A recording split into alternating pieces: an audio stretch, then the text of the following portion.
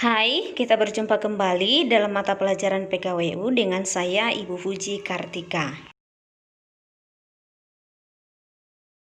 Pada pertemuan hari ini kita akan membahas mengenai perancangan dan produksi kerajinan untuk pasar lokal. Pada pertemuan sebelumnya, kita sudah membahas tentang data tentang pasar sasaran, potensi bahan baku, dan teknik yang terdapat di daerah. Dan tentu kalian sudah memahami beberapa kebutuhan dari pasar. Nah, itu akan menjadi dasar untuk perancangan produk kerajinan untuk pasar lokal, dan selanjutnya untuk persiapan produksi. Proses perancangan produk. Untuk tahap yang pertama yaitu mencari ide produk dengan curah pendapat. Nah, hal ini dilakukan yaitu mencari ide produk apa yang tepat untuk pasar sasaran dapat melalui curah pendapat atau brainstorming. Contohnya, kalau kita merancang rak penyimpan alas kaki, apa yang perlu kita diskusikan? Yaitu yang pertama, berapa pasang alas kaki yang akan disimpan pada rak tersebut, berapa luas ruang tempat rak akan diletakkan, dan apa rak dibuat tinggi atau lebar. Tahap yang kedua adalah rasionalisasi. Apa itu rasionalisasi? Yaitu proses mengevaluasi ide-ide yang muncul dengan beberapa pertimbangan teknis. Contohnya, bagaimana cara menggunakan produk yang akan dibuat? Apa material yang ada sudah tepat untuk mewujudkannya?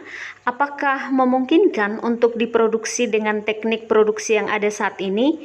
Bagaimana proporsi dan ukuran yang sesuai untuk produk tersebut agar mudah digunakan oleh manusia?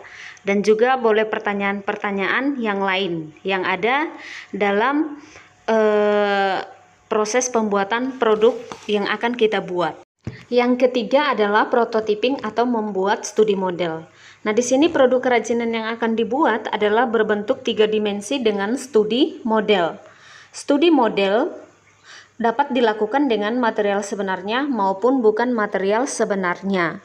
Alat bantu yang dapat digunakan dalam pembuatan studi model misalnya gunting, cutter, lem, slow tip, ataupun alat pemotong dan bahan perekat.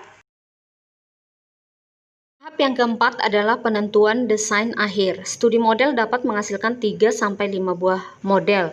Penetapan desain akhir dapat dilakukan melalui diskusi atau evaluasi.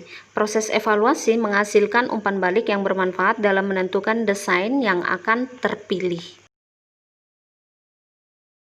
Produksi kerajinan untuk pasar lokal. Tahapan produksi secara umum terbagi atas pengolahan bahan atau pembahanan, pembentukan, perakitan, dan finishing. Pembahanan merupakan persiapan bahan agar siap diolah.